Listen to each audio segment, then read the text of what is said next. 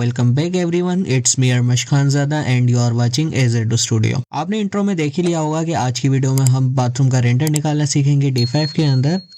अब D5 के अंदर किस तरीके से रेंडर निकाला जाता है, किन किन बातों का ख्याल रखा जाता है, ये सारी चीजें आज की इस वीडियो में हम कवर करेंगे। तो विदाउट एनी फर्दर डिले चलिए वीडियो को स्टार्ट करते हैं। तो मेरे पास एक ये बाथरूम का मॉडल है जैसे कि आप देख सकते हैं एंड इसके अंदर डिटेलिंग ऑलरेडी मौजूद है। बस अब हमें क्या करना है, इसका रेंडर निकालना है। तो रेंडर निकालने के लिए सबसे पहले हम क्या करेंगे, इसको D5 में इंपोर्ट कराएंगे। D5 में कैसे इंपोर्ट कराते हैं, यहाँ से आपके पास ऑप्शन होता है कनेक्ट टू D5 रेंडर। आपने इस पर क्लिक कर लेना है। जैसे आप इस पर क्लिक करेंगे तो ये आपसे पूछेगा न्यू प्रोजेक्ट, आपने न्यू प्रोजेक्ट पे क्लिक कर देना है। तो D5 हमारे यहाँ पे सक्सेसफुली ओपन हो चुका है जैसे कि आप देख सकते हैं। मैं यहाँ से थोड़ा सा इसको जूम आउट करके दिखाता हूँ आपको। एंड अब हमें क्या करना होगा, सबसे पहले तो इसका सेक्शन कट लेना होगा। सेक्शन कट कैसे लेते हैं, यहाँ से आपने क्लिक करना है एड सेक्शन पे एंड यहाँ से आपके पास ऑप्शन होता है सेक्शन प्लेन। आपने इसको सिलेक्ट करना है, बॉटम पे प्लेस कर देना है, फिर इसको थोड़ा सा पीछे की तरफ मूव कराना है। जैसे आप मूव कराते रहेंगे आपके पास क्या होगा, आपका जो रेंडर है वो विजिबल हो जाएगा। आई मीन आपका जो मॉडल है वो विजिबल हो जाएगा। फिर आपने क्या करना है, फिर उसके बाद थोड़ा सा और मैं इसको पीछे करूंगा यहाँ से ऐसे करके। देन उसके बाद यहाँ से अपना जो व्यू है उसको क्रिएट कर लूंगा, यहाँ से क्रिएट न्यू सीन करके। ठीक है, अब उसके बाद क्या करेंगे, हम यहाँ से एक्सटीरियर लाइटिंग में थोड़ा सा काम करेंगे कि एक्सटीरियर की जो लाइट है वो थोड़ी बहुत इस विंडो से अंदर आए। अब वो कैसे आएगी, आप यहाँ से एनवायरनमेंट पे जाएं एंड एनवायरनमेंट पे जाने के बाद थोड़ी सी जो लाइट है यहाँ पे आप उसको इस तरीके से एडजस्ट कर सकते हैं। अब मैं यहाँ पे HDRI का यूज नहीं करूंगा क्योंकि बाहर का व्यू इतना विजिबल नहीं होगा, तो इसलिए मैं यहाँ से जो इसकी जो डिफॉल्ट लाइट हो रही है उससे ही काम चला रहा हूँ। अच्छा, एक और सेटिंग हमने करनी है। यहाँ से आके आपने क्या करना है, व्यू पोर्ट कैमरा पे आके आपने ऑटो एक्सपोजर को ऑफ कर देना। तो इससे आपकी जो लाइट है उसकी प्रिसीजन आपको पता चल जाएगी। सही है, अब यहाँ से थोड़ी बहुत आप लाइट कुछ इस तरीके से एडजस्ट कर सकते हैं एंड इतनी लाइट मेरे पास फिर भी ठीक है। सही है, बाकी हम बाद में लाइट वगैरह को चेंज कर लेंगे। फिर उसके बाद मैं क्या करूंगा, यहाँ से क्लाउड को तो फिलहाल ऑफ कर लेता हूँ क्योंकि उसकी हमें कोई नीड नहीं है एंड इससे हमारा मॉडल भी हैवी होगा। अब हम यहाँ पे क्या करेंगे, इंटीरियर लाइट को प्लेस करना स्टार्ट करेंगे। इंटीरियर लाइट में यहाँ से मैं क्या लूंगा, रेक्टेंगुलर लाइट। यहाँ से रेक्टेंगुलर लाइट मैंने ले लिया एंड उसके बाद मैं यहाँ से इसको बिल्कुल टॉप पे प्लेस कर दूंगा।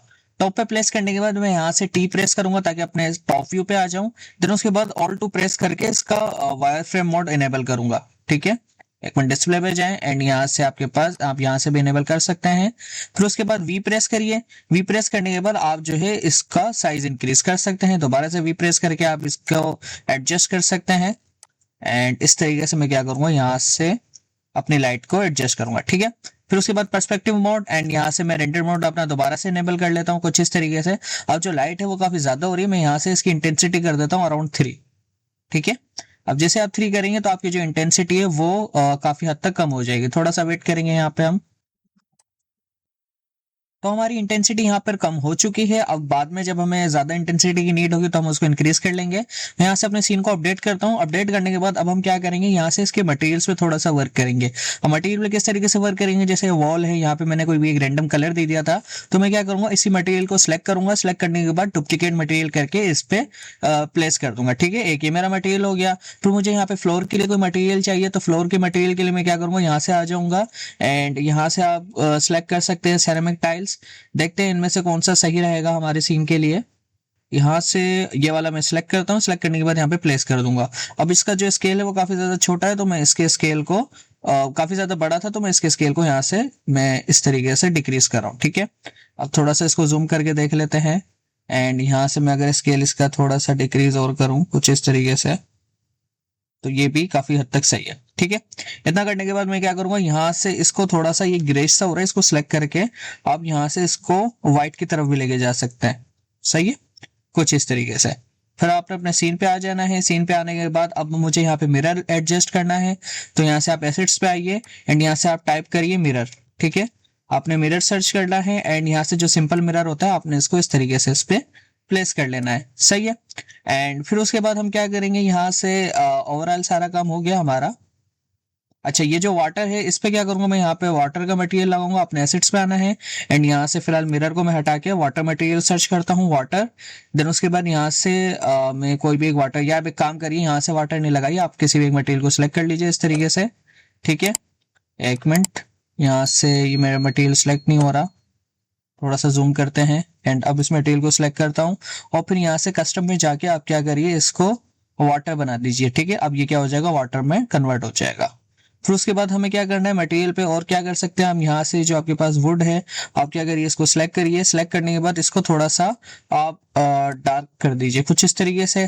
फिर इसके अंदर इसकी रफनेस कम करके इसके अंदर मेटेलिक इंक्रीज कर दीजिए, ताकि इसके अंदर थोड़ी बहुत शाइन ऐड हो जाए। अब शाइन ज्यादा ही हो रही है तो मैं रफनेस भी थोड़ी सी इंक्रीज कर दूंगा कुछ इस तरीके से। सही है। एंड उसके बाद अच्छा यहाँ पे लाइट होनी चाहिए, तो इस लाइट को भी मैं ऐड करूंगा। आपने क्या करना है, इस मटेरियल को पिक करना है। पिक करने के बाद आपने क्या करना है, इसको इमेसिव करना है एंड इसकी इंटेंसिटी इंक्रीज कर देनी है, तो ये इमेसिव हो जाएगा। फिर आपके पास ये टैप है तो इस पे भी आप मटेरियल लगा सकते हैं। मटेरियल नहीं लगाना चाह रहे तो आप इसको सिलेक्ट करके इसको जो है रफनेस दे दीजिए एंड इसको मेटेलिक बढ़ा दीजिए, ठीक है, ताकि इसके अंदर शाइन ऐड हो जाए। एंड उसके बाद और हम क्या कर सकते हैं, आपके पास ये है, इसको भी आप इस तरीके से कर सकते हैं। यहाँ से आपने इस मटेरियल को सिलेक्ट करना है, रफनेस कम कर देनी है एंड मेटेलिक को इंक्रीज कर देना कुछ इस तरीके से। सही है।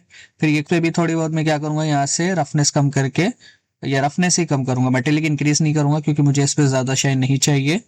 मैं ई प्रेस करके नीचे की तरफ आता हूँ, थोड़ी सी ज्यादा लग रही है, आपने रफनेस को थोड़ा सा बढ़ा देना है कुछ ऐसे। एंड अब ये सही लग रहा है, ठीक है। फिर ये आपके पास टिश्यू पेपर है, आपने क्या करना है, इसको सिलेक्ट करना है। सिलेक्ट करने के बाद इसको क्लॉथ में कन्वर्ट कर देना है कुछ इस तरीके से, तो ये क्लॉथ बन जाएगा। एंड उसके बाद आपने ऊपर आना है। फिर उसके बाद ये वाले मटेरियल है, तो आप यहाँ पे इसको मटेरियल भी दे सकते हैं।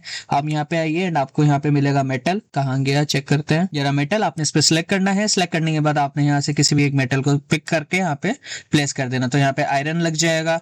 एंड यहाँ पे ऑलरेडी मेरे ख्याल से ये लग चुके हैं। एंड रफनेस अब यहाँ से इसकी कम करके इसके अंदर शाइन ऐड कर सकते हैं, ठीक है। ऐसे ही फिर आपके पास यहाँ पर भी आएंगी, तो आपने इस पे भी यही मटेरियल पिक कर देना है। आपने इसको सिलेक्ट करना है एंड मटेरियल आपने यही लगा देना है। सही है। फिर ये क्या होगा, ये क्लॉथ होगा, तो आप इसको सिलेक्ट करिए एंड कस्टम से हटा के आपने क्या करना है, इसको क्लॉथ कर देना है, तो इसके अंदर क्लॉथ आ जाएगी। और फिर उसके बाद इसको भी आपने क्या करना है, इसको भी कस्टम से हटा के यहाँ से क्लॉथ कर देना है, ठीक है। और क्या रहता है हमारे पास, यहाँ से मटेरियल का हमारे पास काम हो गया है, इसको चेक कर लेते हैं। थोड़ा सा इसको मैं शाइन ऐड करूंगा क्योंकि प्लास्टिक होगा, तो मैं यहाँ से इसकी रफनेस बिल्कुल माइनर से कम कर दूंगा। सही है। अच्छा, ये वाले मटेरियल्स हैं, इनको भी मैंने आई प्रेस करके सिलेक्ट कर रहा है, इनको भी मैं क्या कर दूंगा, यहाँ से क्लॉथ बना दूंगा। यहाँ पे था क्लॉथ, ठीक है। और इसके अंदर भी मुझे थोड़ी सी शाइन ऐड करने की नीड है, रफनेस थोड़ी सी मैंने डिक्रीज कर दी। सही है। फिर मैं अपने सीन पे आऊंगा। सीन पे आने के बाद इस सीन को मैं यहाँ से अपडेट कर दूंगा, तो मटेरियल पे हमारे पास काम हो गया। फिर उसके बाद हम क्या करेंगे, इसके अंदर स्ट्रिप लाइट सेट करेंगे। स्ट्रिप लाइट कैसे ऐड करते हैं, आपके पास यहाँ पे ऑप्शन होता है स्ट्रिप लाइट्स, आपने यहाँ से इसको सिलेक्ट करना है। सिलेक्ट करने के बाद आपने क्या करना है, इसको बिल्कुल टॉप पे इस तरीके से प्लेस कर देना है कुछ ऐसे। देन उसके बाद आपने इसको बिल्कुल पीछे की तरफ कर देना है। करने के बाद यहाँ से आप क्या करिए, इसकी इंटेंसिटी तो रहने देते हैं, हम क्या करेंगे, यहाँ से शो लाइट शेप को ऑन कर देंगे। ऑन करने के बाद आपने इसकी इंटेंसिटी वार्म कर देनी है। कैसे करेंगे, आप यहाँ से 3400 कर दीजिए। अपने सीन पे आइए। सीन पे आने के बाद देखते हैं कैसा लग रहा है। एंड यहाँ से वी प्रेस करके इसके स्केल को इंक्रीज कर दीजिए। वी प्रेस करके आप दोबारा से इसको एडजस्ट कर सकते हैं, मिड में एडजस्ट करके, और इसको आप इस तरीके से स्केल कर दीजिए। एंड मैं वी प्रेस करके इसको मिड में लेके आता हूं और दोबारा से इसको इस तरीके से स्केल कर देता हूं। सही है। स्केल करने के बाद इसकी जो इंटेंसिटी है वो कितनी है, यहाँ से मैं इसको कर देता हूँ 20, 30 मुझे ज्यादा लग रही थी, तो इस तरीके से मैंने इसकी इंटेंसिटी भी कम कर दी।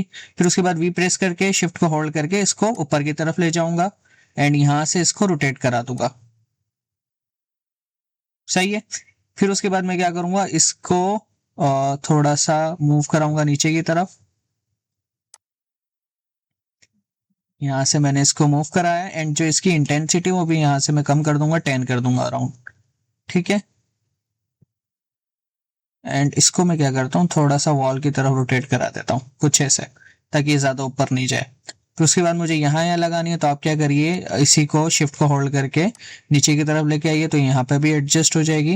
एंड यहाँ से आप इसको आगे की तरफ मूव कराइए। अब बाहर का तो व्यू हमें नहीं मिलेगा, तो बस हम इसको ऐसे ही प्लेस कर देते हैं। यहाँ से मैंने इसको मूव कराया कुछ ऐसे, एंड यहाँ से भी आप इसको थोड़ा सा रोटेट कर दीजिए वॉल की तरफ। सही है। फिर आप क्या करिए, दोबारा से शिफ्ट को होल्ड करके इसको इस तरीके से यहाँ पर भी नीचे की तरफ प्लेस कर दीजिए। बिल्कुल इसके टॉप से अटैच होनी चाहिए ये, एंड ये यहाँ पर हो गई, ठीक है। फिर उसके बाद देखते हैं और हमें कहाँ कहाँ नीड है, यहाँ पर भी हो गई। फिर उसके बाद मुझे यहाँ पर भी एडजस्ट करनी है, तो यहाँ पे एडजस्ट किस तरीके से करूंगा, आप इसको सिलेक्ट करिए, कंट्रोल डी, एंड इसको यहाँ पे प्लेस कर दीजिए। फिर उसके बाद आपने क्या करना है, इसको रोटेट कराना है। अब आपने क्या करना है, यहाँ से इसको सिलेक्ट करना है। सिलेक्ट करने के बाद इसको बिल्कुल वॉल से अटैच कराना है कॉर्नर से। आप पहले तो इसको इस तरीके से कॉर्नर से अटैच कराइए एंड यहाँ से इसको पीछे की तरफ कर दीजिए। ठीक है, तो कुछ इस तरीके से ये हो गया। फिर उसके बाद यहाँ से मैं क्या करूंगा, इसको नीचे की तरफ करूंगा एंड कुछ ऐसे। फिर यहाँ से वी प्रेस करके इसको थोड़ा सा ऊपर की तरफ स्केल कर दूंगा। अपने सीन पे आके देखते हैं किस तरीके का नजर आ रहा है ये। तो ये चीज काफी अच्छी लग रही है। फिर उसके बाद इन दोनों को भी सिलेक्ट करें। सिलेक्ट करने के बाद क्या करिए, यहाँ से वी प्रेस करें और इसको इस तरफ कर दीजिए क्योंकि ये काफी ज्यादा बाहर आ रहा है। सही है। एंड अब इनकी इंटेंसिटी ज्यादा लग रही है तो इनकी इंटेंसिटी आप कम कर दीजिए। यहाँ से इसकी कर दीजिए आप अराउंड 15 एंड इनकी इंटेंसिटी भी आप यहाँ से कम कर सकते हैं। कितनी, 15 ही कर दीजिए। ठीक है, तो इनकी इंटेंसिटी यहाँ से कम हो जाएगी। फिर ये जो लाइट है आपने क्या करना है, इसको ग्लो करवाना है तो आई प्रेस करिए और इस मटेरियल को सिलेक्ट करके यहाँ से इसको एमएसएफ कर दीजिए। तो इसको इंटेंसिटी आप थोड़ी सी इंक्रीज कर दीजिए तो ये यहाँ से ग्लो हो जाएगा। हो गया। फिर ये जो लाइट्स हैं, अच्छा स्ट्रिप लाइट्स मुझे यहाँ पर भी लगानी है तो आपने क्या करना है, यहाँ से स्ट्रिप लाइट सिलेक्ट करना है एंड उसके बाद यहाँ से इसको इस तरीके से प्लेस करना है। वी प्रेस करेंगे, आपने क्या करना है, इसको स्केल डाउन करना है कुछ ऐसे एंड यहाँ से फिर उसके बाद क्या करना है, आपने वी प्रेस करके इसकी पोजीशन एडजस्ट करनी है इस तरीके से एंड यहाँ से मैं इसको इस तरीके से एडजस्ट कर दूंगा। ठीक है, फिर क्यू प्रेस करके ऊपर की तरफ आऊंगा एंड यहाँ से शिफ्ट को होल्ड करके नीचे की तरफ लेके जाऊंगा। सही है, फिर दोबारा से शिफ्ट को होल्ड करके नीचे की तरफ, तो ये यहाँ पर भी आ जाएंगी। थोड़ा सा शिफ्ट को होल्ड करके ऊपर की तरफ लेके जाता हूँ कुछ ऐसे एंड उसके बाद मैं क्या करूंगा, यहाँ से इन तीनों को सिलेक्ट करूंगा। सिलेक्ट करने के बाद इनको वार्म इफेक्ट दे दूंगा 3400। सही है, अब इंटेंसिटी इनकी काफी ज्यादा सही है तो चेंज करने की मुझे नीड यहाँ पर नहीं है। अपने सीन पे आऊंगा। सीन पे आने के बाद देखें हमारा जो सीन है वो कितना अच्छा लग रहा है। अब मैं क्या करूंगा, यहाँ से एसेट्स में आके ये यहाँ पे जो गिलास है ना, इसको यहाँ पे नॉर्मल गिलास करूंगा। यहाँ से आपने सिलेक्ट कर देना है गिलास। ठीक है, इंटर करना है एंड यहाँ से आपके पास आएगा नॉर्मल गिलास। ये रहा नॉर्मल गिलास, आपने इसको सिलेक्ट करना है। सिलेक्ट करने के बाद वहां पर इसको इस तरीके से प्लेस कर देना है। ठीक है, तो यहाँ पे एक ही गिलास लग जाएगा और यहाँ पर भी यही गिलास लग जाएगा। ठीक है, फिर उसके बाद मैं क्या करूंगा, यहाँ से आपके पास और क्या कर सकते हैं हम, अच्छा ये सराउंडिंग्स बाहर की खाली लग रही है तो आप यहाँ पर आइए एंड यहाँ से आप नेचर पे जाइए। नेचर पे जाने के बाद कोई भी एक ट्री को सिलेक्ट कर लीजिए। एक मिनट चेक करते हैं, यहाँ से इसको मैं हटाता हूँ एंड यहाँ से नेचर पे गया। नेचर पे जाने के बाद किसी भी एक ट्री को प्लेस कर दूंगा। ये वाला ट्री, इसको मैंने सिलेक्ट करा। सिलेक्ट करने के बाद यहाँ से अपने सीन पे जाऊंगा। सीन पे जाने के बाद इस ट्री को अपने सीन में लाने की करूंगा कुछ ऐसे एंड यहाँ से इसको नीचे की तरफ कर दूंगा। ठीक है, तो बाहर से जो ट्री है ये भी काफी अच्छा इफेक्ट देगा हमें। मैं यहाँ से इसको थोड़ा सा पीछे की तरफ करता हूँ, इसको सिलेक्ट करता हूँ। सिलेक्ट करने के बाद इसकी जो पोजीशन है वो मैं यहाँ से डाउन करता हूँ। सही है, एंड उसके बाद अच्छा, और ये जो है बाहर से जो लाइट है वो डायरेक्ट आ रही है तो अब यहाँ से इसको सिलेक्ट करें। सिलेक्ट करने के बाद यहाँ से शिफ्ट को होल्ड करके इसको इस तरफ भी ले आइए। फिर उसके बाद आपने क्या करना है, अपने सीन पे वापस जाना है। सीन पे वापस जाने के बाद हम थोड़ा सा इसको और एडजस्ट करेंगे। यहाँ से इसकी जो पोजीशन है वो मैं चेंज करके देखता हूँ ताकि जो लाइट है वो डायरेक्ट हमारे इस पे ना पड़े। यहाँ से मैं एक्स पोजीशन को चेक करता हूँ। हाँ, तो अब इतना ठीक है। ठीक है, तो यहाँ से बाहर के जो सराउंडिंग्स है वो भी क्रिएट हो गई। फिर उसके बाद अब हमारे पास यहाँ पे काम हो चुका है। अब हम क्या करेंगे कि इसके पोस्ट प्रोडक्शन की तरफ चलेंगे। यहाँ से आपने आ जाना है इफेक्ट में। इफेक्ट में जाने के बाद आपने क्या करना है, यहाँ से इसको एक्सपोजर को थोड़ा सा कंट्रोल कर लीजिए। यहाँ से बिल्कुल मैं एक काम करता हूँ, 0.01 इंक्रीज करके देखता हूँ। फिर हाईलाइट लोकल एक्सपोजर को थोड़ा सा इंक्रीज करूंगा मैं यहाँ से 0.3। शेडोज लोकल एक्सपोजर को मैं यहाँ से माइनस से बढ़ाऊंगा 0.1। कंट्रास्ट इंक्रीज करूंगा। हाईलाइट्स को मैं यहाँ से कम करूंगा। शेडोज को इंक्रीज करूंगा माइनर सा बिल्कुल कुछ ऐसे एंड यहाँ से इसको मैं क्या करूंगा, स्लोप को भी थोड़ा सा इंक्रीज करके यहाँ से मैं सेचुरेशन इंक्रीज करूंगा कुछ ऐसे। अच्छा, इनकी जो लाइट है ना, इनको मैं सिलेक्ट करता हूँ एंड ये जो है ना ये काफी ज्यादा वार्म इफेक्ट दे रही है। मैं इसको यहाँ से कूल कर लेता हूँ। ठीक है, कुछ ऐसा। सही है, तो अब यहाँ से ये चीज भी सही लगेंगी। मैं थोड़ा सा और क्या करता हूँ, इनको वार्म की तरफ कर देता हूँ तो ये आपके पास इतनी लाइट सही लग रही है। अब उसके बाद हमारे पास ये हो गया। अब मैं क्या करूंगा, इसके रेंडर करूंगा। रेंडर करने से पहले इसको आपने क्या करना है, सीन को अपडेट कर देना है और प्रोजेक्ट को सेव कर लेना है। तो हमारा ये प्रोजेक्ट सक्सेसफुली सेव हो चुका है। मैं यहाँ से इमेज पे जाऊंगा। इमेज पे जाने के बाद आपने क्या करना है, अपना एक्सपेक्ट रेशियो सेलेक्ट करना है। मैं यहाँ से 16:9 हमेशा सेलेक्ट करता हूँ, वो मैंने सेलेक्ट कर लिया। सिलेक्ट करने के बाद मैं क्या करूंगा, इसको थोड़ा सा पीछे की तरफ आ जाएंगे हम, कुछ ऐसे। एंड यहाँ से मैं क्या करूंगा, अपने कैमरे पे जाके F8 प्रेस करूंगा, ठीक है, ताकि जो मेरी लाइन है वो स्ट्रेट हो जाए। एंड उसके बाद हम क्या करेंगे, यहाँ से ओवरऑल सारी चीजें सही है। फिर मैं क्या करूंगा इसको, अच्छा ये जो चीज है हमारे पास, एक चीज ये रह गई, यहाँ से इसको भी मुझे ग्लो कराना होगा। आपने सीन को अपडेट करना है, अपडेट करने के बाद इमेज से बाहर आए एंड ये भी जो लाइट है यहाँ से मुझे इसको ग्लो करवाना होगा। इसको मैं ग्लो करवाना भूल गया। आपने आई प्रेस करना है, इसको सेलेक्ट करना है एंड इसको इमर्सिव करना है एंड इसकी इंटेंसिटी भी आपने इस तरीके से इंक्रीज कर देनी है। फिर अपने सीन पे वापस आना है और देखते हैं और कोई चीज तो नहीं रह गई, नहीं। फिर उसके बाद आपने क्या करना है, अपने इमेज पे वापस आना है। इमेज पे वापस आने के बाद आपने क्या करना है, यहाँ से इसको क्वालिटी डिफाइन करनी है, प्रीसेट साइज आपने क्या करना है यहाँ से। फिर उसके बाद आपने क्या करना है, add to render in queue कर देना है। फिर उसके बाद यहाँ से आप मल्टीपल रेंडर्स लेना चाह रहे हैं तो वो भी आप ले सकते हैं, जैसे कि यहाँ से आप सिलेक्ट कर लीजिए अपना कोई भी एक एरिया, ठीक है। अब जैसे कि शावर एरिया का अलग से लेना चाह रहे हैं तो आप यहाँ से शावर एरिया का ले सकते हैं, कुछ ऐसे ऐसे करके। यहाँ से आपने क्या करना है, अपनी क्वालिटी डिफाइन करनी है एंड इसको add to render in queue करना है। फिर उसके बाद आप सिर्फ वेनिटी एरिया का लेना चाह रहे हैं तो आप यहाँ से वेनिटी एरिया का भी ले सकते हैं, कुछ इस तरीके से। एंड यहाँ से कैमरे पे जाके आपने F8 ही सिलेक्ट करना है। एंड अगर आप फोकस करना चाह रहे हैं तो फोकस भी कर सकते हैं, बट अदरवाइज फोकस की ऐसी नीड नहीं है। तो मैं यहाँ से इसको इसी तरीके से रखूंगा, ठीक है। एंड यहाँ से भी इसको add to render in Q.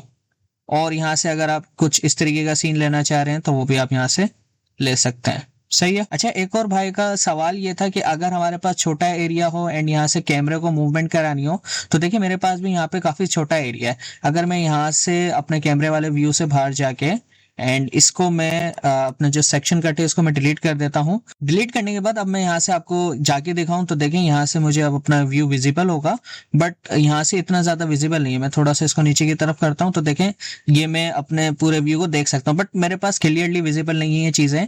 तो मुझे क्या करना होगा, यहाँ से कैमरे में जाके एंड यहाँ से फील्ड ऑफ व्यू को इंक्रीज करना होगा, कुछ इस तरीके से। तो इससे क्या होगा, मेरे पास पूरा जो व्यू है वो मेरे पास विजिबल हो जाएगा। मैं यहाँ से इसको इस तरीके से व्यू कर सकता हूँ, जो जो एरिया मुझे चाहिए, जैसे कि ये वाला एरिया चाहिए, कोई भी यहाँ से किसी भी कॉर्नर को आप आराम से देख सकते हैं, ठीक है। इस तरीके से आप किसी भी अपनी छोटी प्लेस को आराम से यहाँ से देख सकते हैं एंड फिर उसके बाद यहाँ से इसका रेंडर निकाल सकते हैं। तो उम्मीद है आपको ये चीज भी समझ आ रही होगी। मैं दोबारा से समझा देता हूँ। आपने क्या करना है, यहाँ से आपका जो कैमरा होता है वो 36-35 पे होता है एंड यहाँ से आपने क्या करना है, सबसे पहले तो अपना जो मॉडल है उसके अंदर आ जाना है एंड उसके बाद अब अगर आपको विजिबल नहीं है तो आपने क्या करना है, यहाँ से कैमरे पे जाना है। कैमरे पे जाने के बाद आपने यहाँ से फील्ड ऑफ व्यू को इंक्रीज कर देना है, ठीक है, अराउंड 100 कर देना है अपने मॉडल के हिसाब से। और फिर उसके बाद आप यहाँ से अपने हर एक व्यू को देख सकते हैं, जैसे कि मैं आपको दिखा रहा हूँ, ठीक है। खुद देख सकते हैं यहाँ पे मेरे पास यहाँ से हर एक कॉर्नर विजिबल है, भले ही छोटी स्पेस है बट मैं अपने जो व्यू है उसको आसानी से देख सकता हूँ एंड उसका जो रेंडर है वो भी मैं निकाल सकता हूँ। अब ये उम्मीद है ये चीज आपको समझ आ गई होगी। अब मैं क्या करूंगा, यहाँ से अपने दोबारा से कैमरे पे आ जाऊंगा एंड जितने भी रेंडर सिलेक्ट कर रहे हैं उस पे जाऊंगा, यहाँ से रेंडर क्यू में। रेंडर क्यू में जाने के बाद मैं चारों रेंडर्स को सिलेक्ट करके एंड फिर उसके बाद मैं क्या करूंगा, यहाँ से 7 रेंडर करूंगा। मैं भी ऐसे ही करता हूँ, जैसे ये रेंडर होते हैं फिर उसके बाद मैं आपको इसके प्रीव्यू करवाता हूँ। तो D5 ने हमारे यहाँ पे रेंडर सक्सेसफुली निकाल दिए हैं। मैं आपको एक एक करके इनके प्रीव्यूज करवा देता हूँ। तो कुछ इस तरीके का रेंडर हमें D5 ने निकाल के दिया है। जैसा कि आप देख सकते हैं कि कितना क्लियर इन कितना डिटेल हमारे पास रेंडर निकल के आया। हमने यहाँ पे वाटर का मटेरियल लगाया था, वो आपको क्लियरली विजिबल होगा एंड हमने हर जगह शाइन, रफनेस, इन चीज़ों का ख्याल रखा था। तो इससे हमारा जो रेंडर है वो काफ़ी ज़्यादा इनहेंस होकर निकला हुआ है। फिर उसके बाद हमने इसके अलग अलग पर्सपेक्टिव लिए थे, जैसा कि आप ये देख सकते हैं शावर एरिया हो गया, देन आपके पास वेनिटी एरिया होगा जिसके अंदर आप देख सकते हैं कि आपका जो मिरर का रिफ्लेक्शन है वो कितना अच्छा निकल के आया है। फिर उसके बाद एक और हमने ये लास्ट रेंडर लिया था, ये भी काफी अच्छा हमारे पास निकल के आया है। तो ओवरऑल हमारे पास ये रेंडर कुछ निकल के आए हैं जो कि काफी ज्यादा डिटेल्ड है एंड काफी ज्यादा इनहेंस है। उम्मीद करते हैं कि आज की वीडियो आपको काफी इन्फॉर्मेटिव लगी होगी एंड वीडियो अगर आपको इन्फॉर्मेटिव लगी हो तो चैनल को सब्सक्राइब करिए, लाइक करिए एंड कमेंट जरूर करिएगा। अगर आपको कोई भी पार्ट नहीं समझ आया हो, कोई भी क्वेश्चन हो, मैं आपके हर कमेंट को रीड करके रिप्लाई जरूर करता हूँ। आज की वीडियो के लिए इतना ही, मिलते हैं अपनी अगली वीडियो में, तब तक के लिए अल्लाह हाफिज।